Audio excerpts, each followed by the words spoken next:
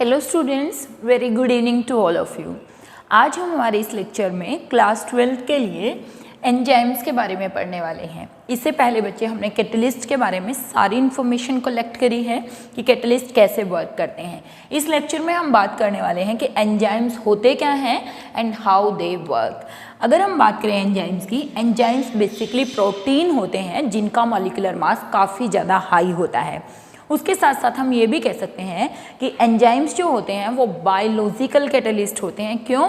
क्योंकि वो किसी भी लिविंग ऑर्गेनिजम्स की बॉडी के अंदर प्रोड्यूस होते हैं और बायोकेमिकल रिएक्शन को बॉडी के अंदर कैटलाइज करते हैं। ठीक है, अगर हम बात करें what are enzymes, enzymes are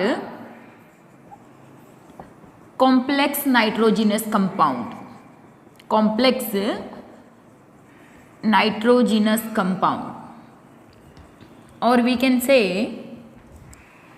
these are biological catalyst या बायोकैटलिस्ट, हम कुछ भी बोल सकते हैं, बायोकेमिकल कैटलिस्ट, कुछ भी वर्ड यूज कर सकते हैं। Biological catalyst, biocatalyst, biochemical catalyst which are produced in a living body. ठीक है ना, it may produce in plants and animals and catalyse biochemical reactions. Biochemical reaction nature कैसी होती है? They are proteins, they are basically globular proteins, they are globular proteins जिनका molar mass काफ़ी high होता है, having very high molecular mass. कितना high हो सकता है? लगभग अगर मैं बात करूँ 15,000 टू 10 लाख ग्राम पर मोल, मीन्स इतना ज़्यादा हाई मोलिकुलर मास हो सकता है। तो हमने कहा एंजाइम्स क्या होते हैं? They are proteinaceous in nature, they are globular protein, they have very high molecular mass, they are biological catalyst, they are biocatalyst, they catalyse the biochemical reactions occurring in the body of the living organisms. Living organisms में होने वाली जो reactions होती हैं उनको क्या करते हैं? Produce in the living body as well as catalyse the reactions occurring in the living organisms, उनको कैटलाइज करते हैं। They are called enzymes. अगर मैं बात करूँ लिटरली अभी तक 3000 जो एंजाइम्स हैं वो डिस्कवर हो चुके हैं। 3000 एंजाइम्स बेसिकली अब तक डिस्कवर हो चुके हैं अगर हम हमारी बॉडी की ही बात करें। देखिए बच्चा, एंजाइम्स के बिना हम अपनी लाइफ को इमेजिन भी नहीं कर सकते। मतलब एंजाइम्स हमारे लिए बहुत बहुत बहुत ज़्यादा इंपॉर्टेंट है। अगर मैं आपको डे टू डे लाइफ में एक बिल्कुल सिंपल सा एग्जांपल दूं कि हम क्या करते हैं, खाना खाते हैं और दिन में, अब तो जैसे क्वारंटाइन चल रहा है तो ये ही नहीं मालूम कि कितनी बार खाते हैं। बच्चे, अगर हमारी बॉडी के अंदर एंजाइम्स ना होते तो कैन यू थिंक कि to digest a single meal it will take 50 years. Means एक टाइम के खाने को डाइजेस्ट करने के लिए अगर हमारी बॉडी में एंजाइम्स नहीं होते तो कितना टाइम लग जाता? It will take 50 years. तो आप इमेजिन कर सकते हो कि एंजाइम्स हमारे लिए कितने इंपॉर्टेंट है। मीन्स अगर खाना ही डाइजेस्ट नहीं होगा, बॉडी को एनर्जी कहाँ से मिलेगी? अगर बॉडी को एनर्जी ही नहीं मिलेगी तो हम काम कैसे कर सकते हैं? मीन्स पूरे लाइफ स्पैन में हम 2 ही बार खाना खा पाते, पहली बात तो, और दूसरी बात हम जीवित ही नहीं रह सकते थे 50 ईयर तक तो बिना खाए तक। मीन्स एंजाइम्स हमें अलाइव रखते हैं, हमारी बॉडी के अंदर होने वाली बहुत सारी केमिकल रिएक्शंस को, बायोलॉजिकल रिएक्शंस को क्या करते हैं? कैटलाइज करते हैं। तो इसी बात से अंदाज़ा हमें लग जाता है कि एंजाइम्स हमारे लिए कितने इम्पॉर्टेंट हैं, कितना वर्क करते हैं। ठीक है, now let we take some examples that enzymes are highly specific in nature and how they catalyse the reaction in our body. For example NH2CO NH2 urea है बच्चे, इसका अगर हमें हाइड्रोलिसिस कराना है क्या मिलेगा? हमें अमोनिया मिलेगा और साथ में कार्बन डाइऑक्साइड बनेगी।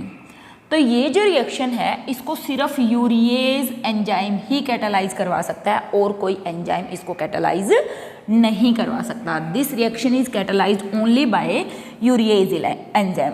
For example let me take another example.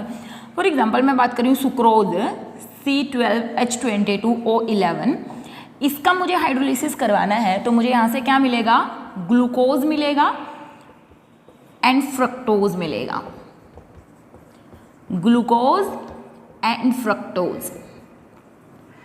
तो बच्चे ये जो रिएक्शन है this is catalysed bye enzyme invertase only, means ये रिएक्शन सिर्फ इनवर्टेज एंजाइम ही कर सकता है, इनवर्टेज के अलावा और कोई ये रिएक्शन कैटालाइज नहीं करवा सकता। Similarly let we take C12H22O11, this is maltose. Maltose को 2 मोल्स ऑफ ग्लूकोज में सिर्फ माल्टेज एंजाइम ही चेंज कर सकता है, no other enzyme can perform this work, means glucose में माल्टोज को ग्लूकोज में सिर्फ माल्टेज ही कन्वर्ट कर सकता है, कोई और नहीं। Similarly let we take example of lactase, that is lactose which convert it into glucose and galactose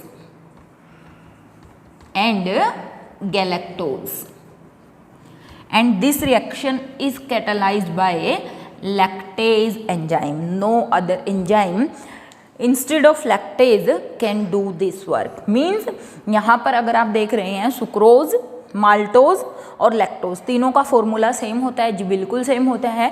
glucose fructose and glucose galactose glucose और फ्रक्टोज, इन तीनों का भी फॉर्मूला सेम होता है, सिर्फ इनकी स्ट्रक्चर जो है वो डिफर करते हैं। ठीक है, ये हम आगे जब चैप्टर पढ़ेंगे बायोमोलिक्यूल्स उसके अंदर इसकी डीप स्टडी करेंगे। मींस अगर मुझे इसको इसमें चेंज करना है तो यूरिएज यूज़ कर सकते हैं, इन्वर्टेज यूज़ कर सकते हैं, माल्टेज यूज़ कर सकते हैं, लैक्टेज यूज़ कर सकते हैं। इनके अलावा और कोई एंजाइम इन रिएक्शंस को कैटालाइज नहीं करवा सकता। फॉर एग्जांपल ग्लूकोज और फ्रक्टोज को, ग्लूकोज क्या हो गई हमारी C6H12O6, फ्रक्टोज भी यही है।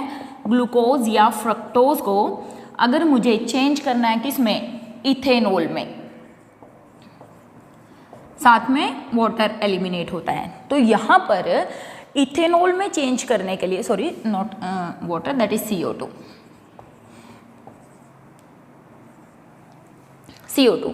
तो ये जो रिएक्शन है बच्चे, इथेनॉल को इसमें अगर मुझे लेकर जाना है, ग्लूकोज को किस में चेंज करना है, इथेनॉल और कार्बन डाइऑक्साइड में चेंज करना है, तो ये रिएक्शन सिर्फ जाइमेज एंजाइम ही कैरी आउट कर सकता है, कोई और एंजाइम नहीं कर सकता। मींस यहाँ से हमें क्या पता चला कि एंजाइम्स बहुत ज़्यादा स्पेसिफिक होते हैं। इनमें से बच्चे कुछ रिएक्शंस आप याद भी रखिएगा, क्योंकि हमें क्या कर देते हैं, ये दे देते हैं कि मान लिया यूरिया का कन्वर्जन करना है हमें अमोनिया में और CO2 में, कौन सा एंजाइम वहाँ पर वर्क करेगा। तो ये reactions you have to keep them in your mind कि कौन से एंजाइम कैसे वर्क करते हैं। आप चाहें तो और भी एग्जाम्पल दे सकती हूँ। फॉर एग्जाम्पल प्रोटीन्स हैं, प्रोटीन्स को अमीनो एसिड्स में चेंज करता है कौन, पेप्सिन। तो such type of reactions are catalysed by various type of enzymes which catalyse a particular reaction. ठीक है, तो इस तरीके से हमें इन एग्जांपल्स को ध्यान में रखना है। तो ये क्या हो गया, that these are enzymes and how they work in our body. Now let we talk about the properties, इनकी क्या प्रॉपर्टीज होती हैं या क्या स्पेसिफिसिटी होती है। प्रॉपर्टीज, फर्स्ट हम बात करें एफिशिएंसी। एफिशिएंसी फटाफट करेंगे क्योंकि इजी सा टॉपिक है ना। एफिशिएंसी का मतलब होता है they can increase the rate of reaction 10⁻20 times. क्या कर देते हैं, increase rate of reaction 10⁻20 times, means rate of reaction को 10⁻20 टाइम्स इंक्रीज कर सकते हैं, मीन इतने ज़्यादा एफिशिएंट होते हैं।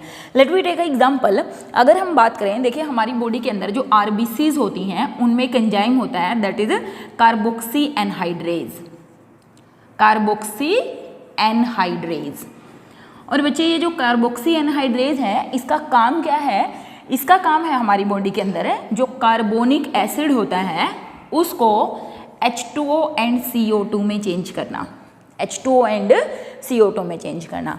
अगर मैं बात करूं, इसका एक मॉलिक्यूल किसका, कार्बोक्सी एनहाइड्रेज एंजाइम का एक molecule 36 millions of carbonic acid को CO2 और वाटर में चेंज कर सकता है। Means we can say enzymes are highly efficient. 36 millions of कौन, दैट इज कार्बोनिक एसिड को किस में चेंज कर सकता है, H2 और CO2 को, कौन, 1 मॉलिक्यूल ऑफ कार्बोक्सी एनहाइड्रेज। और ये जो रिवर्स रिएक्शन है ये कार्बोक्सी हाइड्रेज के द्वारा होती है और इससे हमारी बॉडी के अंदर CO2 का लेवल बैलेंस होता है with the help of this reaction. 36 million of carbonic acid molecules को 1 मिनट में क्या कर देता है, H2 और CO2 में चेंज कर देता है। मीन्स आप देख लीजिए कि कितनी ज़्यादा एफिशिएंट है।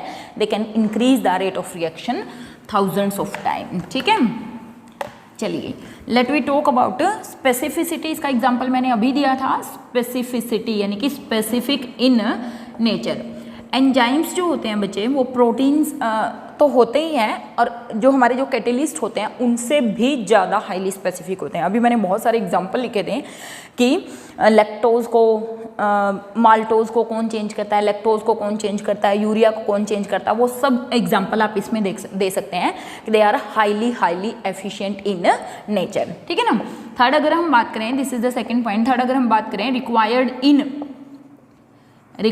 इन small quantity, required in small quantity. Enzymes बहुत ज़्यादा स्मॉल क्वांटिटी में रिक्वायर्ड होते हैं। मीन्स बहुत थोड़ा सा एंजाइम बहुत ज़्यादा रिएक्शन को या बहुत बड़ी या बहुत ज़्यादा क्वांटिटी में रिएक्शन को कैटालाइज कर सकता है। For example let we talk about, अगर हम बात करें मिल्क जो है, मिल्क को हम चीज़ में कन्वर्ट करते हैं, है ना। मिल्क को किस में कन्वर्ट करते हैं, चीज़ में कन्वर्ट करते हैं। तो यहाँ पर ये काम कौन करता है, रेनिन काम करता है। तो यहाँ पर अगर हम बात करें very small amount of rennin can convert millions time of its own weight of milk into cheese. Means बहुत सारा, अगर मैं रेनिन की बात करूँ बिल्कुल थोड़ा सा माइनर अमाउंट में रेनिन क्या करेगा, मिल्क को किस में कन्वर्ट कर देगा, चीज़ में कन्वर्ट कर देगा। कन्वर्ट है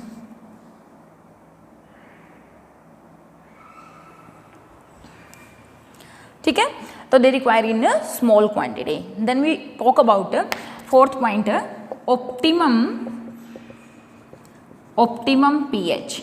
एंजाइम्स जो होते हैं they work on the optimum pH. देखिए बच्चे, अगर मैं बात करूं एक्टिविटी ऑफ एंजाइम और यहाँ पे मैं बात करूं पीएच, ठीक है। तो मैं बात कर रही हूँ कि ऐसा पीएच जिस पर एंजाइम की एक्टिविटी मैक्सिमम होगी वो क्या कहलाएगा, that is called optimum pH. पहली बात तो हमने कहा, देखिए एंजाइम मान लिया थोड़ा बहुत वर्क तो यहाँ पर भी कर रहा है, यहाँ पर भी कर रहा है, यहाँ पर भी कर रहा है, बट मैक्सिमम एक्टिविटी कितने पीएच पर है, इस पीएच पर ये जो मैक्सिमम एक्टिविटी है that is called optimum pH. और यूजुअली ये माना जाता है कि जो एंजाइम्स है 5 to 7 pH पर, इस ऑप्टिमम pH पर हमारी बॉडी के अंदर वर्क करते हैं।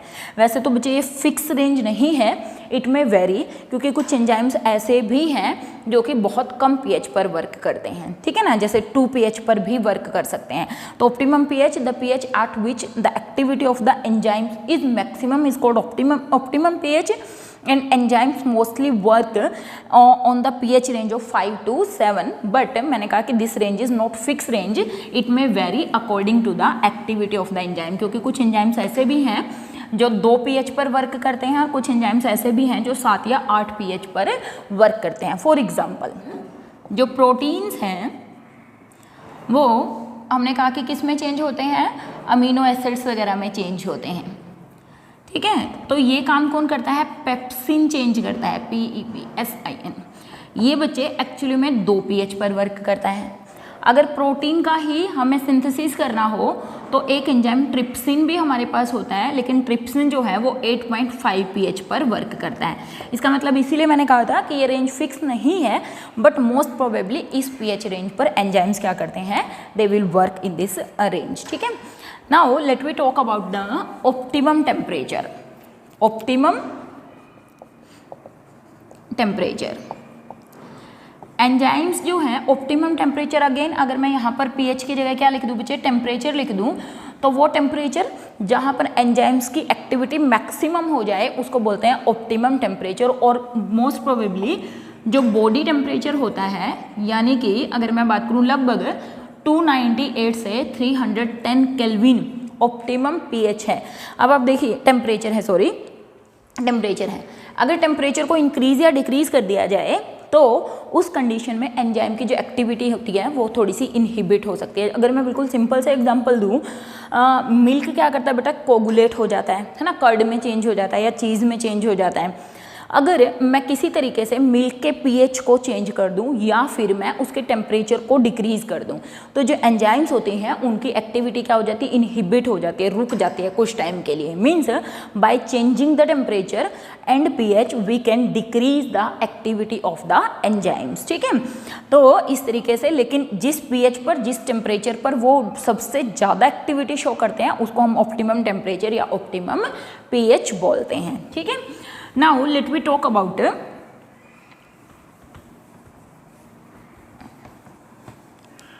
promoters और coenzymes एंड अगर मैं बात करूँ वहाँ पे हमने इनको प्रोमोटर्स कहा था, यहाँ पर हम जब हमने कैटलिस्ट की बात करी यहाँ पर हम इनको कोएंजाइम्स बोल देते हैं। Coenzymes means some metal ions like Na positive, CO2 positive, Cu2 positive, Mg2 positive etcetera, बहुत सारे हो सकते हैं। ठीक है ना, etc if present along with enzymes can increase the activity of enzyme। How they work कुछ खास मालूम नहीं है कि किस तरीके से वर्क करते हैं, बट ये देखा गया कभी कभी कुछ मेटल आयंस अगर किसके साथ, एंजाइम के साथ प्रेजेंट हो तो वो उनकी एक्टिविटी को एनहेंस कर देते हैं, इंक्रीज कर देते हैं, इसलिए उनको क्या बोला, दे आर कोल्ड को एंजाइम्स। ठीक है, एंड अगर हम बात करें क्या, इनहिबिटर, पॉइजन्स जिनको हमने वहाँ पर कहा था, मीन्स कुछ ऐसे सब्सटेंसेस भी हो सकते हैं जो क्या करें, एंजाइम्स की एक्टिविटी को डिक्रीज कर दें, they are called enzyme inhibitors. Those substances which decrease the activity of enzymes. ठीक है, ऐसे सब्सटेंसेस जो एक्टिविटी ऑफ एंजाइम को डिक्रीज कर दे उनको क्या बोलते हैं, इनहिबिटर्स। ये करते क्या है बच्चे, एंजाइम्स की जो एक्टिव साइट होती हैं उसके ऊपर सबस्ट्रेट से पहले चिपक जाते हैं और सबस्ट्रेट मॉलिक्यूल को एंजाइम्स की एक्टिव साइट पर आने से रोक देते हैं, जिसके कारण एंजाइम्स की जो एक्टिविटी होती है वो क्या हो जाती है, इनहिबिट हो जाती है, रुक जाती है। इसको हम क्या बोलते हैं, that is called enzyme inhibitor. ठीक है, तो इस तरीके से these are some of the properties, they are highly specific, they are highly efficient, they required in small quantity, they work at optimum pH, they work at optimum temperature, they are affected by presence of coenzymes, they are affected by the presence of inhibitors, poisons etcetera. Means activity increase और decrease कर सकती है, और हमने कहा बहुत ज़्यादा efficient है और हमारे लिए बहुत बहुत ज़्यादा इम्पॉर्टेंट है। अब हम बात करेंगे हाउ दे वर्क, वो काम कैसे करते हैं। ठीक है, इनकी जो कौन सा ऐसा मैकेनिज्म है जिस पर ये वर्क करता है, हाउ एंजाइम वर्क, ये डिपेंड करता है। हम इसके लिए एक थ्योरी पढ़ेंगे, लॉक एंड की मॉडल। बेटा ये आप बायो में भी पढ़ते हैं, बहुत आसान सा है। ये क्या हमें बताता है कि जो एंजाइम्स होते हैं, एक्चुअली में एंजाइम्स के पास कुछ एक्टिव साइट्स होते हैं। ठीक है ना, उन एक्टिव साइट्स के ऊपर कुछ एक्टिव ग्रुप भी लगे होते हैं, और उन एक्टिव साइट में सबस्ट्रेट जो मॉलिक्यूल होता है, यानी कि जो रिएक्टेंट मॉलिक्यूल होता है, वो फिट होकर एंजाइम के अंदर फिट होकर क्या बनाता है, एंजाइम सबस्ट्रेट कॉम्प्लेक्स। मतलब ये हमें ये बताता है जिस तरीके से एक पर्टिकुलर की ही एक पर्टिकुलर लॉक को ओपन कर सकती है, उसी तरीके से एक पर्टिकुलर एंजाइम एक पर्टिकुलर केमिकल रिएक्शन को कैटेलाइज कर सकता है। देखिए इसके 3 पॉइंट्स है। पहला, enzyme form complex with substrate molecule means enzyme substrate के साथ मिलकर ES कॉम्प्लेक्स बनाता है, एंजाइम सबस्ट्रेट कॉम्प्लेक्स। और ये रिएक्शन कैसी होती है बच्चे, रिवर्सिबल होती है एंड स्लो होती है। ये रिएक्शन कैसी होती है? Reversible and slow reaction. ठीक है, सेकेंड स्टेप में क्या कहते हैं? This is the first, that is enzyme and substrate molecule they combine with each other, that is substrate enzyme की एक्टिव साइट पर लैंड करता है और क्या बनाता है? एंजाइम सबस्ट्रेट कॉम्प्लेक्स की फॉर्मेशन करता है। ये रिएक्शन रिवर्सिबल है और स्लो रिएक्शन है। सेकेंड में क्या होता है कि जो ये ES कॉम्प्लेक्स होता है ये चेंज हो जाता है किसमें? EP एसोसिएशन में, means enzyme product association, enzyme product association. Second step is the conversion of ES complex into EP association. ठीक है, and finally in the third step what happens बच्चे? ये जो एंजाइम प्रोडक्ट एसोसिएशन होती है ये decompose हो जाता है forming enzyme and product. Here the enzymes are regenerated and formation of products takes place। Means जो लोकेंट की हाइपोथेसिस है वो इन तीन बातों पर वर्क करता है। पहले कहता है कि किस तरीके से एंजाइम सबस्ट्रेट आपस में मिलकर एंजाइम सबस्ट्रेट कॉम्प्लेक्स बनाते हैं, फिर ये जो कॉम्प्लेक्स होता है ये एंजाइम प्रोडक्ट एसोसिएशन में चेंज हो जाता है और finally enzyme product association decompose होकर एंजाइम और प्रोडक्ट्स को अलग अलग कर देती है। यहाँ पर हमारा प्रोडक्ट बन गया और एंजाइम जो है वो रीजनरेटेड हो गए ताकि हम उनको दोबारा से यूज़ कर सकें। देखिए, इसको समझाने के लिए हम इस तरीके से कुछ डायग्रामेटिकली रिप्रेजेंट कर सकते हैं। फॉर एग्जांपल, हमने यहाँ पर एक ऐसे एक्टिव साइट ले ली है, चलिए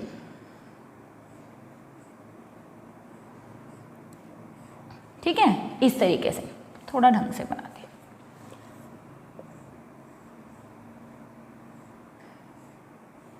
ये हमारा क्या है बच्चे? ये है हमारा एंजाइम्स। ठीक है, ये जो साइट है यहाँ पर, ये जो साइट है इनको बोलते हैं एक्टिव साइट, और ये जो एक्टिव साइट्स होते हैं इनके ऊपर कुछ एक्टिव ग्रुप्स होते हैं। For example, they may B COH, they may B NH2, they may B OH, they may be SH and many more. ठीक है, यहाँ पर क्या होते हैं? कुछ एक्टिव ग्रुप, और ये क्या कहलाती है? Active site. अब देखिए, अगर बच्चे जो सबस्ट्रेट है, अगर सबस्ट्रेट का साइज ऐसा होगा, ये this is substrate means reactant, means this is reactant जिसको किस में चेंज होना है? प्रोडक्ट में चेंज होना है। अगर सबस्ट्रेट की शेप एंजाइम की एक्टिव साइट में एग्जैक्टली फिट हो जाएगी, जैसे कि एक की लॉक के होल में फिट हो जाती है, तब किस चीज़ की फॉर्मेशन होगी बच्चे? देखिए, ये क्या करेगा? इसकी एक्टिव साइट्स में ऐसे ये फिट हो जाएगा लाइक दिस, और यहाँ पर हमें क्या मिलेगा?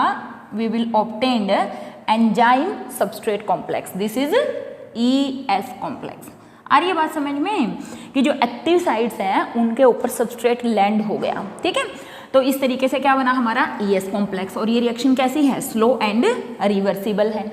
फिर उसके बाद सेकेंड स्टेप में क्या होता है बच्चे? ये जो हमारा कॉम्प्लेक्स होता है लाइक दिस, इसमें थोड़ी सी शेप चेंज बन सकती है मेरे से, ये सेम ही होता है वैसे। देखिए, यहाँ पे क्या बन जाता है? ये ऐसे जो सबस्ट्रेट है एक्चुअली में ये प्रोडक्ट्स में टूट जाता है, और ये क्या बन गया? Enzyme product association, enzyme product association. And finally third step में क्या होता है? एंजाइम तो एज इट इज रीजनरेट हो जाता है, एंजाइम इज रीजनरेटेड। और जो यहाँ पर हमने हमारा सबस्ट्रेट लिया था, देखिए ये था हमारे पास, ये सबस्ट्रेट क्या हुआ बच्चे? ऐसे टू डिफरेंट प्रोडक्ट्स के अंदर क्या हो गया? टूट गया। ये हमारे क्या बन गए? दीज आर प्रोडक्ट, और ये क्या हो गया हमारा? Enzyme regenerate. तो बिल्कुल सिंपल सा कॉन्सेप्ट है कि जिस तरीके से एक पर्टिकुलर की ही एक पर्टिकुलर लॉक को ओपन कर सकती है, सिमिलरली एक पर्टिकुलर सबस्ट्रेट ही एक पर्टिकुलर एंजाइम पर लैंड करके एंजाइम सबस्ट्रेट कॉम्प्लेक्स बना के एंड फाइनली किसकी फॉर्मेशन कर सकता है? प्रोडक्ट की फॉर्मेशन कर सकता है।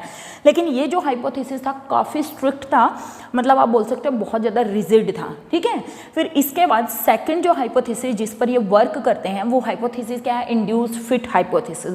इंड्यूस्ड फिट हाइपोथेसिस बच्चे क्या कहते हैं कहता है यहाँ पर तो बिल्कुल रिजिड है कि इसकी शेप में अगर ये एग्जैक्टली फिट होगा तभी जाकर क्या बनेगा, ईएस कॉम्प्लेक्स बनेगा। लेकिन इंड्यूस फिट हाइपोथेसिस क्या कहता है, इंड्यूस फिट मॉडल क्या कहता है बच्चे, वो कहता है कि थोड़ा सा ऐसा हो सकता है कि एंजाइम की साइट में थोड़ी बहुत फ्लेक्सिबिलिटी आ सकती है। ठीक है, मान लिया यहाँ पर अगर मैं इसकी शेप को थोड़ा सा चेंज कर दूँ ऐसे, लाइक दिस। ठीक है, ये हमारा क्या था, ये एंजाइम है, ये सबस्ट्रेट है। देखिए थोड़ा सा ये एग्जैक्टली इसके अंदर फिट नहीं हो सकता क्योंकि यहाँ पर थोड़ी सी प्रॉब्लम है शेप में एग्जैक्ट फिट होने पर। लेकिन इंड्यूस्ड फिट मॉडल क्या कहता है कि जिस तरीके से मान लिया ग्लव्स होते हैं बच्चे, अगर ग्लव्स आपके हैं और मेरे हैं, मैं आपके ग्लव्स इजीली वेयर कर सकती हूँ क्योंकि मेरे हैंड्स ग्लव्स में एग्जैक्टली फिट हो जाएंगे। आप भी मेरे ग्लव्स को वेयर कर सकते हैं, कोई थर्ड पर्सन भी मेरे ग्लव्स को फिट कर सकता है। क्यों? क्योंकि ग्लव्स क्या करेंगे, एग्जैक्टली हमारी जो फिंगर्स हैं, हमारा जो हैंड एग्जैक्टली उसके अंदर क्या हो जाएगा, फिट हो जाएगा। मीन्स वहाँ पर थोड़ी बहुत फ्लेक्सिबिलिटी है। मीन्स बेशक ये यहाँ पर सेम उसका नहीं है, फिर भी एंजाइम्स जो होते हैं अपनी शेप को थोड़ा बहुत मोल्ड कर लेते हैं जैसे ही सबस्ट्रेट अपनी सरफेस पर लैंड करता है, और क्या बना लेते हैं, एंजाइम सबस्ट्रेट कॉम्प्लेक्स बना लेते हैं। तो सेकंड जो हमारा हाइपोथेसिस है वो क्या है, induced fit model. Induced fit model जो कि हमें क्या कहते हैं कि ये किसकी तरह है, हैंड एंड ग्लव्स मॉडल की तरह। हैंड एंड ग्लव्स ये बिल्कुल वैसे हैं जैसे कोई भी ग्लव्स किसी के भी हैंड में एग्जैक्टली फिट हो जाते हैं, मतलब थोड़ा बहुत चेंजेस आ जाते हैं।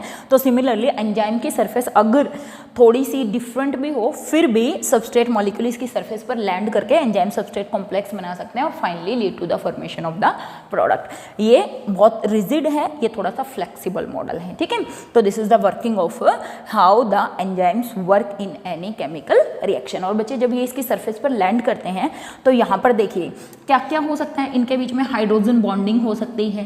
किसके बीच में, सबस्ट्रेट और एंजाइम के बीच में। डाइपोल डाइपोल इंटरेक्शन हो सकते हैं। क्या हो सकते हैं, डाइपोल डाइपोल इंटरेक्शन। ठीक है, और क्या हो सकता है, यहाँ पर लंडन फोर्सेस ऑफ इंटरेक्शन हो सकते हैं। London forces of interaction means जब कोई भी सबस्ट्रेट किसी भी एंजाइम की सरफेस पर लैंड करता है तो उनमें से या तो हाइड्रोजन बॉन्डिंग के कारण हो सकता है इनके बीच में अट्रैक्शन, डाइपोल डाइपोल इंटरेक्शन के कारण हो सकता है, या लंडन फोर्सेस ऑफ इंटरेक्शन के कारण हो सकता है, दोनों ही केसेस में। तो इस तरीके से एंजाइम वर्क करते हैं। तो बच्चे मिलते हैं नेक्स्ट लेक्चर के अंदर। बहुत सिंपल सा कंसेप्ट है, अगर थोड़ा बहुत चाहें आप एंजाइम्स कैसे वर्क कर सकते हैं उसके बारे में भी थोड़ी सी बात कर सकते हैं कि एंजाइम्स जो है मतलब उनकी इंपॉर्टेंस क्या है। अगर हम बात करें डे टू डे लाइफ में बहुत सारी ऐसी ड्रग्स हैं जो एंजाइम जो कैटालिसिस है उसके ऊपर वर्क करते हैं। ठीक है ना, बहुत सारी ऐसी हमारी डे टू डे एक्टिविटीज़ हैं, बहुत सारी ऐसी डिजीज़ हैं जो कि एंजाइम्स के द्वारा ठीक की जा सकती हैं। जैसे स्ट्रेप्टोकाइनोज एक एंजाइम है, उसका यूज़ किया जाता है मेडिसिन को बनाने के लिए। ठीक है, डिजीज़ को ट्रीट करने के लिए। तो मेडिसिनल इंडस्ट्रीज़ के अंदर यूज़ होता है। अगर हमें क्या करना है, मिल्क को कन्वर्ट करना है किसके अंदर, चीज़ के अंदर, तो वहाँ पर भी हम क्या करते हैं, रेनिन यूज़ करते हैं। बहुत सारी अदर एप्लीकेशंस आप डे टू डे लाइफ में इनकी देख सकते हैं। तो बच्चे एंजाइम्स कुछ खास इंपॉर्टेंट टॉपिक नहीं है, अगर मैं कहूँ कि एग्जाम पॉइंट ऑफ व्यू से कि बहुत सारे क्वेश्चंस यहाँ से बनते हैं। छोटा सा कंसेप्ट है, सिंपल सा, आप इसको रीड करिए। सो बच्चे shape selective catalysis by zeolites, अगर हम इसकी बात करें, या शेप सिलेक्टिव कैटलिस्ट क्या होते हैं, ये बहुत इंपॉर्टेंट टॉपिक है। But are shape selective catalyst या शेप सिलेक्टिव कैटालाइसिस क्या होता है। देखिए those chemical reactions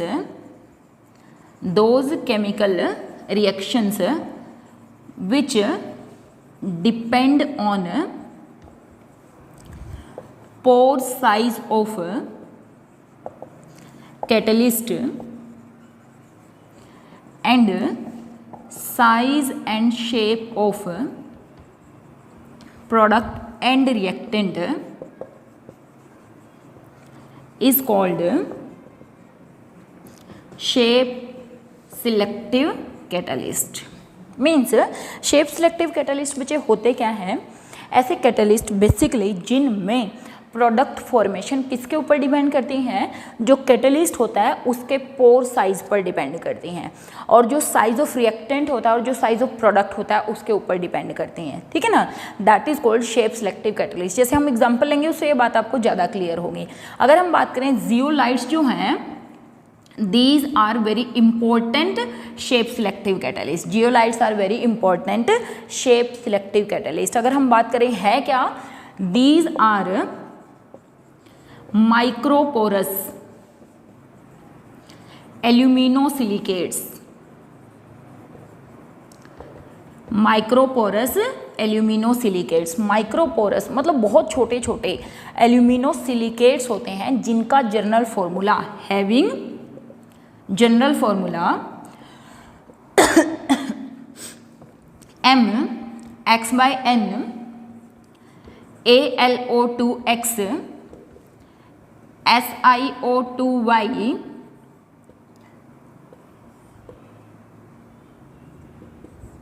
that is,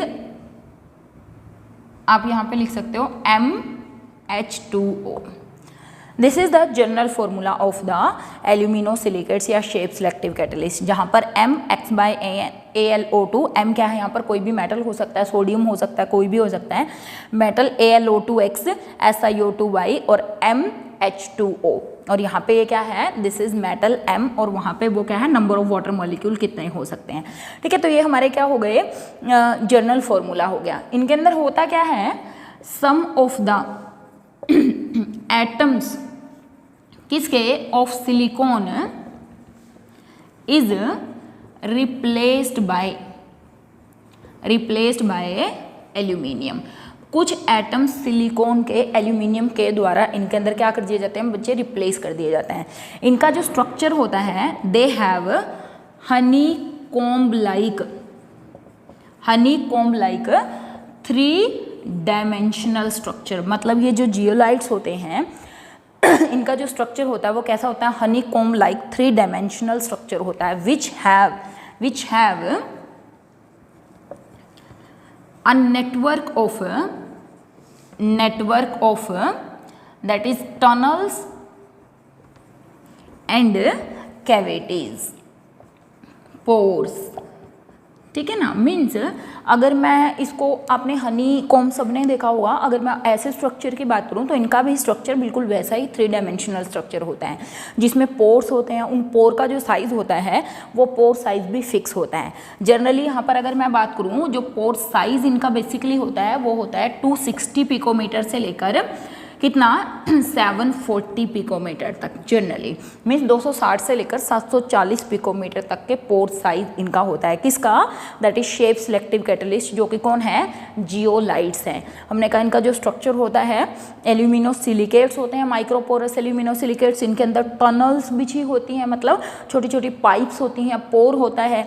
अब हम बात किया, देखो जैसे मैंने यहाँ पे इसके अंदर लिखा डेफिनेशन में कि किसके ऊपर डिपेंड करते हैं, depend on the pore size of the catalyst. देखिए कैटलिस्ट की सरफेस पर किसी रिएक्टेंट ने एब्जॉर्ब होना है.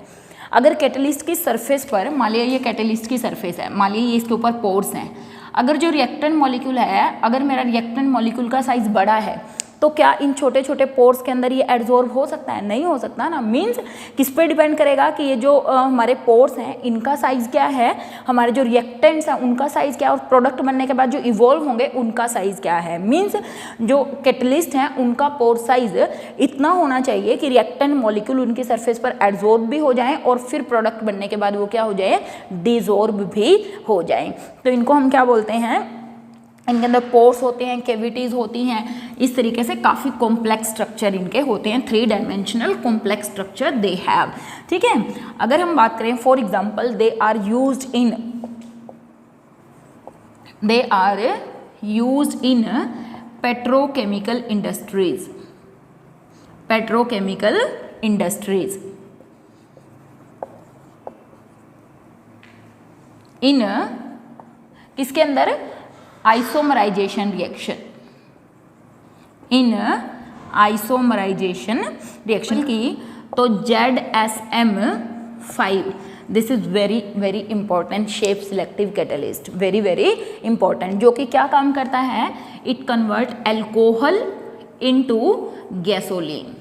मीन्स ये अल्कोहल को डायरेक्टली गैसोलीन में कन्वर्ट कर देता है, मिक्सचर ऑफ हाइड्रोकार्बन्स में चेंज कर देता है.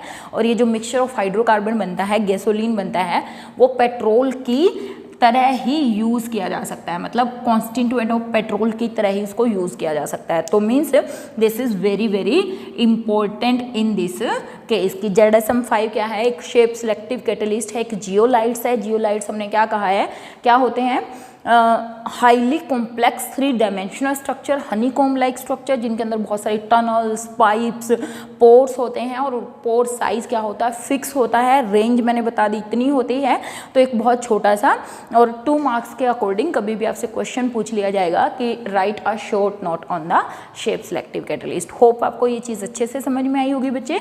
घर पे रहिए बच्चों, सेफ रहिए। मिलते हैं नेक्स्ट लेक्चर में, जहाँ पर हम ये वाला जो हमारा पोर्शन था, इजीएस्ट पोर्शन था, जो यहाँ इस चैप्टर में कंप्लीट होता है। नेक्स्ट जो हम करेंगे उसके अंदर हम जो टॉपिक करेंगे, कुछ टॉपिक आप फिर से 9th क्लास में पढ़ के आए हैं। 9th क्लास में हमने पढ़ा है ट्रू सॉल्यूशंस क्या होते हैं, सस्पेंशन क्या होते हैं, ये सब चीज़ें हम पढ़ के आए हैं। उसके बाद फिर हम important concept lyophilic lyophobic sol शुरू करेंगे। हैव अ नाइस डे बच्चों, थैंक यू।